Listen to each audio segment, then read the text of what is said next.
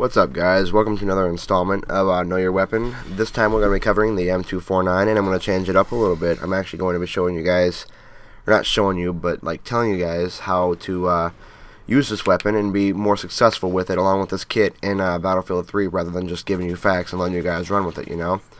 So, but let's go ahead and get started on this. Alright, so the M249 is the M249 SAW.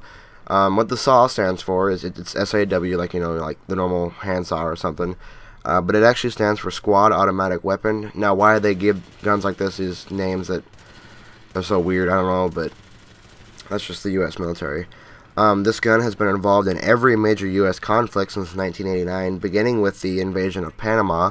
So this gun's been around for a little while. It's manufactured by FN Herstal, and it fires the 5.56 by 45 NATO round.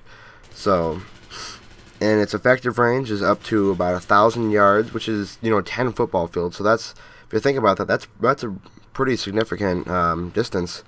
And it fires up to 850 rounds a minute. Now this gun it's kind of a not really a replacement, but it was used to partially take place at the M60. Like I've said in other videos, this is another gun that was used to replace it, and it's used in most branches of the military actually, because it's a lot more light and more accurate and didn't have near the problems that the M60 did, because that gun's been around for, you know, since the Vietnam War, so that gun just needed to be replaced. Now, as far as Battlefield 3 goes with this gun is available on the support kit, as is with most of the other LMGs, with the exception of some of the guns you unlock through co-op and stuff like that. Well, now what I use on this gun, as you can tell, is at least the Cobra sight. You can tell that by looking at it. It's a red dot, except that it forms more of a T than it does a little red dot. The foregrip and the extended mags. And the extended mags boost the round capacity from 100 to 200 rounds. And the foregrip definitely makes a huge difference as far as kick goes on this weapon. Now, the key to being successful with light machine guns, specifically this gun actually, is you gotta fire it in medium bursts. So you can't sit there and tap the trigger. You're just gonna miss every single shot. What you gotta do is you can't be afraid to hold down the trigger for, you know, 5 to 10 seconds, and I can bet you money you'll get that guy, whoever you're aiming at, so long as, you know, you can actually see him. Now, another thing this weapon is actually really good for is suppression. So even if you don't hit the guy you're shooting at, and maybe your teammates are also aiming at him, at least you're gonna keep his ass suppressed, so he can't move around and doesn't know what the hell he's doing or what's going on, because he's got all that motion blur and all that stuff on his screen, so he's kind of confused. This gun is actually super effective in Battlefield at short and medium and sometimes long-ish ranges, not like sniper long or anything like that, but maybe 100 yards or so, 200 yards, which doesn't seem like a lot, but in Battlefield that's a pretty big distance. But it's effective about there. This gun's high rate of fire also helps it make up for the damage, because the 5.56 by 45 NATO round isn't a very big round, so the rate of fire definitely helps make up for the damage this gun does. Now, I can't really stress this to you guys enough.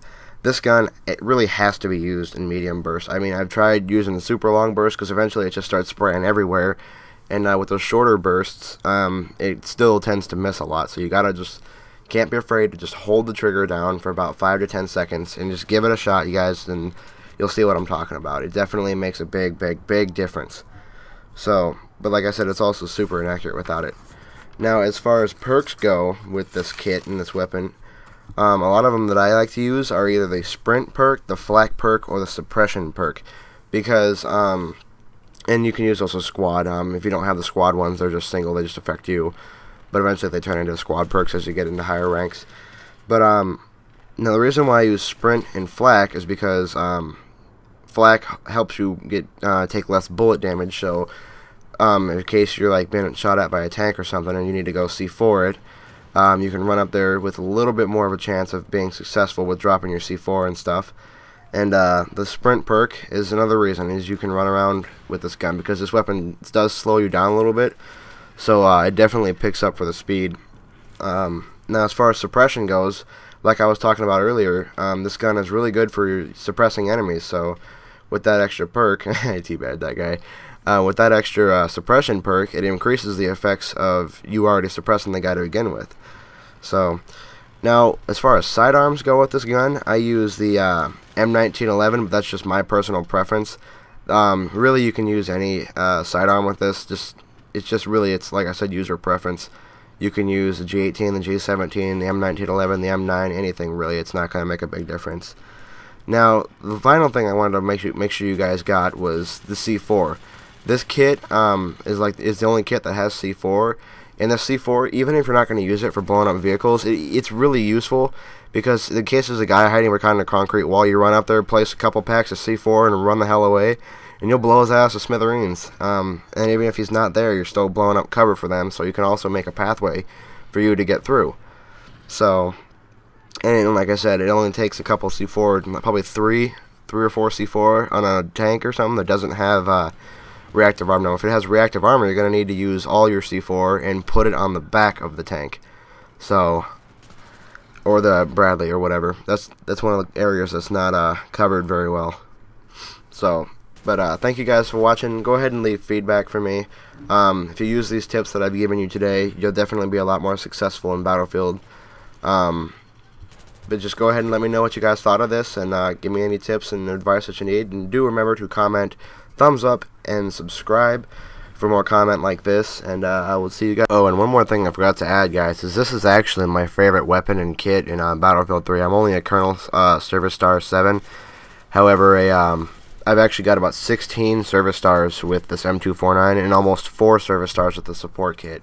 So I definitely encourage you guys to use this weapon. It's very effective, like I said in this video, and go ahead and give it a shot, guys. It's really, really useful and really effective, especially with the large capacity and the high rate of fire. So, thank you for watching, and I'll talk to you guys later.